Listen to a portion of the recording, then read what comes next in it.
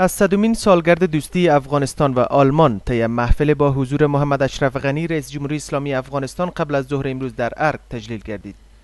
محمد اشرف غنی رئیس جمهوری اسلامی افغانستان با آقای والتر شتاینمایر وزیر امور خارجه آلمان که به هدف تجلیل این مراسم به کابل آمده بود دیدار کرد. در این دیدار که در ارگ انجام شد، هر دو جانب در مورد گسترش روابط و همکاری ها میان دو کشور در عرصه‌های مختلف بحث و تبادل نظر کردند.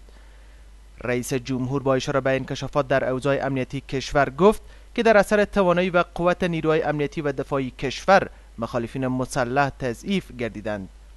وی گفت که نیروهای امنیتی ما از حالت دفاعی به حالت تعرضی قرار گرفتند، ابتکار عمل را به دست دارند و با روحیه وطن دوستی در مقابل دشمن می جنگند. رئیس جمهور غنی خاطر نشان کرد که دشمنان با وجود تلاش‌های زیاد نتوانستند اراضی را تصرف کنند. بنابراین برای کتمان ناتوانی‌هایشان در محلات عامه و شهرهای بزرگ انفجارات و حملات تروریستی را انجام می‌دهند. رئیس جمهور غنی با اشاره بر روابط افغانستان و پاکستان گفت که موقف و پالیسی ما در برابر پاکستان روشن، دقیق و سنجیده شده می باشد. به هیچ کس اجازه فعالیت از خاک افغانستان بر ضد پاکستان داده نخواهد شد.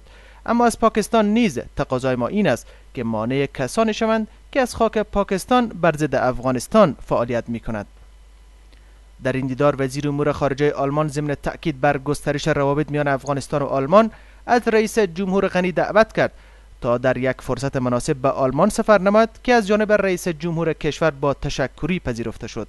سپس رئیس جمهور غنی همراه با وزیر امور خارجه آلمان در محفل اشتراک نمود که به مناسبت گرامی داشت از 100مین سالگرد دوستی افغانستان و آلمان در ارگ برگزار گردیده بود.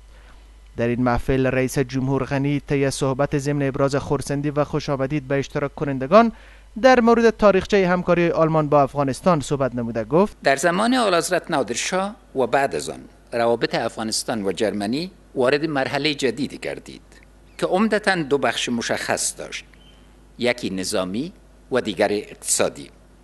در بخش نظامی اولین کورس عالی افسران با آموزگری افسران جرمنی آغاز یافت.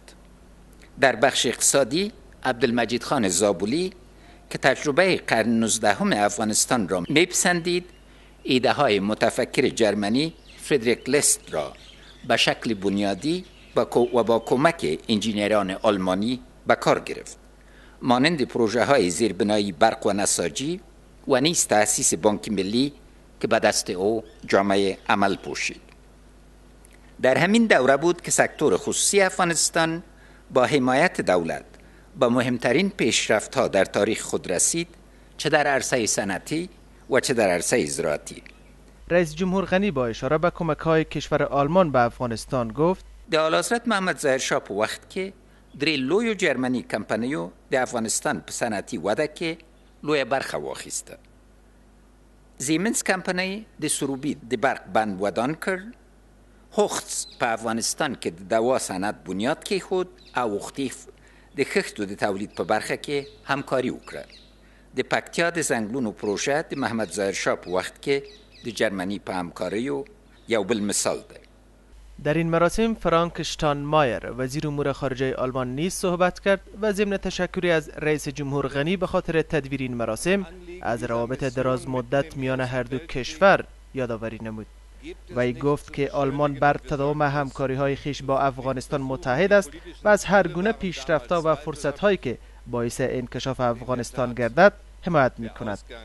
آقای شتاینمایر تامین صلح و ثبات در افغانستان را از خواستهای اساسی دولت آلمان دانسته، حمایت کشورش را از این روند اعلام کرد.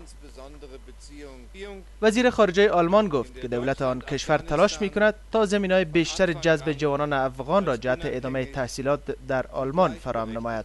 در این محفل تحایفی از سوی رئیس جمهور غنی به مناسبت 100مین سالگرد دوستی افغانستان و آلمان به وزیر امور خارجه آلمان اهدا گردید و بالمقابل وزیر امور خارجه آلمان تحایف خویش را به رئیس جمهور غنی اهدا کرد.